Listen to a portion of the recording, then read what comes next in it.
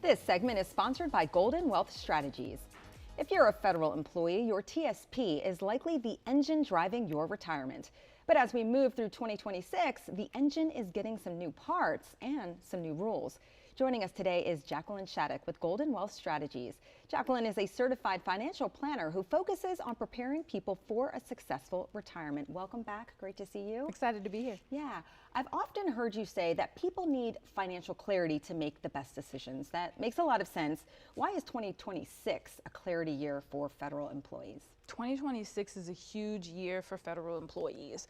We all have experienced and seen what happened in 2025. So 2026, we really want to take control of our money as TSP employees. And one of the things that we want to focus on is the fact that if you are planning to contribute to your TSP, which you should be, right? We recommend that you max that out if possible, which is about $30,000 for somebody over the age of 55.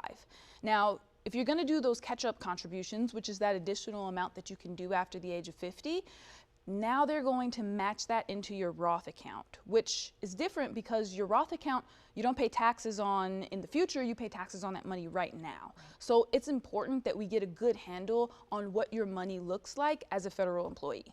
Okay, you mentioned the catch-up contributions. Now, we've heard for high-earning federal employees, the catch-up contributions are changing, as we talked about, but what does that actually mean? Yeah, it means that your taxes may look a little bit different.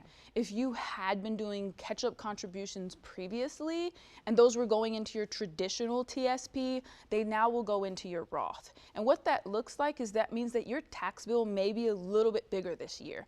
And unfortunately, taxes are the biggest bill we're ever going to pay in our life if we don't take control of them. So what we do at Golden Wealth Strategies is help you analyze your income, your expenses, your taxes.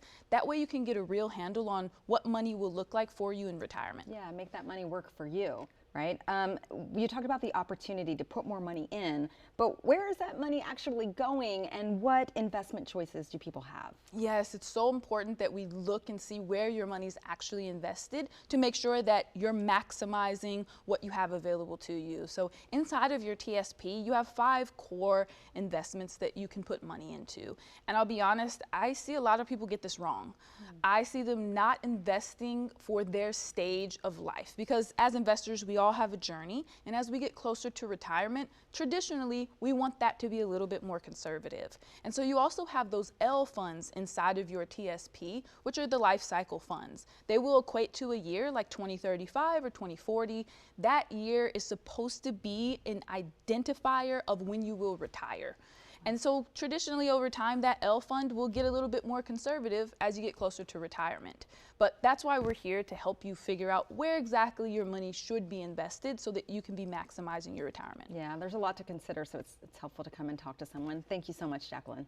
Thanks. Yeah, it's clear that the set it and forget it method doesn't work for the TSP in 2026. You need a roadmap. Call Jacqueline Shattuck and the team at Golden Wealth Strategies today at 571-429-4877. They'll look at your FERS pension, your Social Security, and specifically your TSP allocation to ensure you're taking full advantage of these new 2026 limits without triggering a tax trap. Again, call 571-429-4877 or visit goldenws.com.